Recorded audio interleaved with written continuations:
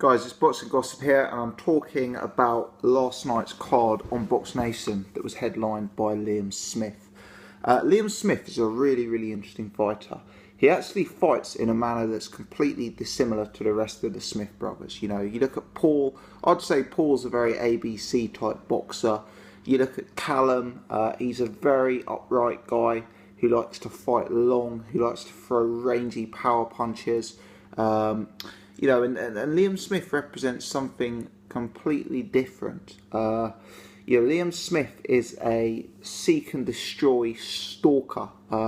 Liam Smith, at times last night, and I'm not saying he's as good, I'm not saying he hits as hard, I'm just saying stylistically, at times last night, he reminded me of a Golovkin in there.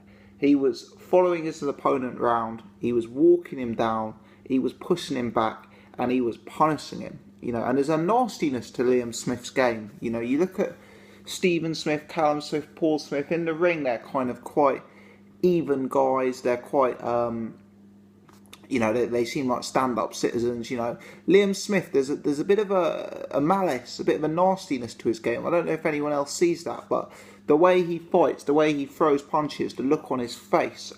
You know, for me, he's actually becoming quite an interesting fighter to watch.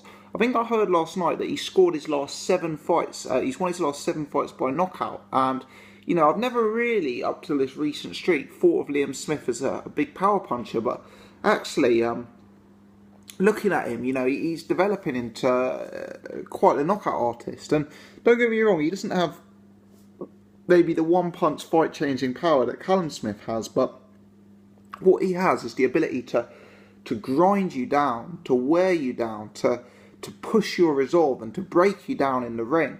And he's a very hard man to fight. You know, I imagine it's a very physically draining thing to fight Liam Smith, because he's keeping you moving the entire time.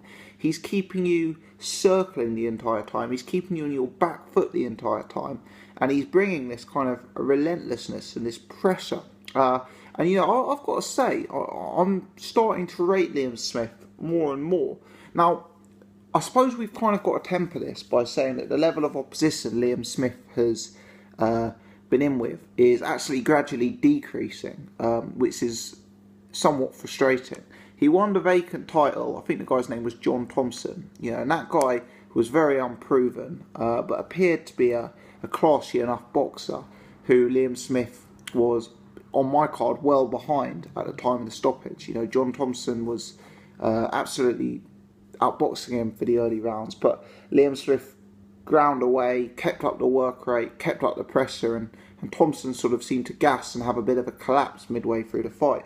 You know, Smith then took a pretty woeful title defence against Jimmy Kelly, and again, that was a fight I found hard to stomach, but I thought, okay, first title defence, domestic opponent, stablemate, you know, we can forgive that. But last night, this guy, Predrag Radosevic, I mean, you got to say, where did they find him from? It really was a woeful fight. You know, he had absolutely nothing to trouble Beefy with whatsoever. And, you know, Liam Smith was really able to sort of bully him in there. It looked like a man against a boy, it really did. And, you know, whilst Liam Smith was landing some lovely body punches that really looked like they could chop down a tree, let's be honest, let's call it how it is, this guy quit in the ring. Smith drops him in the second round with a shot to the body, and you know, he could have got up, he could have got off. In fact, you know, having watched the fight back, I think he almost did get up on 1 or on 2 in the count, and then he decided to take a knee and just thought, do you know what, I'm not in this fight at all, I'm going to take my paycheck and call it a day. And Liam Smith broke his resolve, wore him down, smashed him up and bullied him in there. And, you know, fair play to Liam Smith. I've got to say, the calibre of opposition is very low.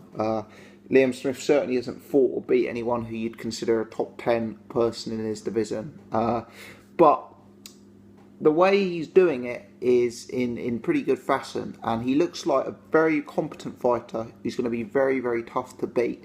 And he looks like a fighter who stylistically could cause a lot of guys problems. He really did. That sort of presser fighter, stalker fighter, relentless, come forward aggression he brings makes him a pretty tough guy to fight, you know. And if you look at the context of the light middleweight division, right, you think of who the good boxers are at light middleweight. Lara, Charlos, Andrade, I'm sort of Austin Trout, I'm sure there's more people I'm forgetting, but a lot of those boxers are kind of guys you'd describe as slicksters, amateur style boxers, technicians, guys who like to fight behind a jab, guys who like to operate at range. Liam Smith offers something completely different in the context of the division. His style is very, very different to those guys I've named, and I think he could cause a few of them some headaches. I'm not saying I'd necessarily pick Smith to win those fights, because he isn't proven at anything like that level, but his style makes him a very, very tough guy to beat, let me put it that way. A lot of guys who like to rely on boxing from range will not like to have a pressure fighter sitting on their chest, walking them down all night.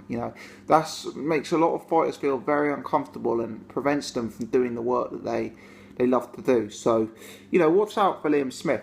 My one concern over Liam Smith is if we go back to the fight we actually won the vacant title, he was getting his ears boxed off in the early part of that fight. And don't get me wrong, it was part of the game plan. There was a game plan to walk him down and make him gas. I'm not saying Liam Smith was just happy to get his head jabbed off. I know he had a more sophisticated plan than that.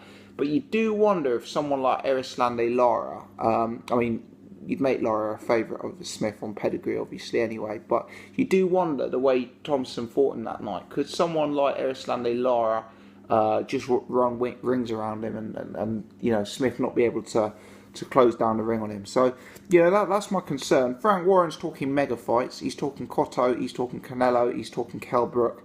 I don't think those fights happen, if I'm honest. And I think that's part of the problem for Liam Smith, is Liam Smith is far from a household name. Liam Smith is fighting on Box Nation, which is a channel that I personally love, but is a channel that doesn't provide the biggest exposure. There's no Canelo fans calling for the Liam Smith fight. His profile just isn't there at present. Does Kell Brook fight him? I'm not sure Eddie Hearn's going to want to go down that route at all. Does Cotto or Canelo want to fight Beefy? Both of those guys would start as favourites, particularly Canelo. But it's kind of a fight where you don't get too much reward for beating Liam Smith. He's not that big a name, Liam Smith. But he's quite a risky guy. I think Canelo would be able to beat him up, really. I think Canelo would be too big, too strong, too smart for him. But, Cotto at this stage of his career, maybe that's a fight Liam Smith could be competitive in. I don't know. As I say, Cotto would be a favourite, Canelo would be a favourite. But, are they looking at Liam Smith and thinking that's the big fight? Probably not. So I think it's a hard route for Liam Smith, and don't be surprised if we see him fighting Liam Williams, who also fought on last night's belt. He seems to be a very, very decent fighter as well. So, we'll see. But in the long run, Frank's going to have to pull a rabbit out of the hat here, because he needs some way of attracting a big name to fight Liam Smith on Box Nation without Liam Smith being a massive ticket seller or a massive name, because otherwise, Eddie Hearn is going to be getting his claws in there. He's already got the 3 other Smith brothers. And as I say, Liam Smith is a very, very good fighter. There's a slight concern at the top level he could be outboxed. But, he offers something different. And he's an interesting guy to watch, I think. On the undercard, I'll just talk very briefly about Zolani Tete. Tete's fast becoming one of my favourite boxers. This guy can do everything. He's a southpaw boxer. His judgment of range, his combination of offense of the inside and the outside is sort of the way he steps in and out of range, the way he's not there to be hit. His head movement, his adjustments with his feet. This guy is masterful. This guy is masterful. This guy is a world-class fighter. He is... Frank's got a real issue on his hands there. Is Lee Haskins going to want to fight him? Is Jamie McDonald going to want to fight him? I don't think anyone's going to want anything to do with this guy. He is the epitome of very, very, very high risk, very low reward. Zolani Tete, he's not the mega name. He's not the mega money in the division, is he? Someone like Lee Haskins, surely he's more inclined to fight Jamie McDonald in a unification on Sky than face a mandatory in Zolani Tete. It's a hard job for Frank Warren, that is, but it's an absolute pleasure to see him box on these shores. It's a pleasure to watch his fights, and this is a world-class fighter we're watching, and someone who, if Frank can get him the right fights, can go right to the top of the pound-for-pound list as far as I'm concerned. I think he's that good. The guy's got everything. Guys, let me know your thoughts on last night's cards. Did you enjoy it? Did you not enjoy it?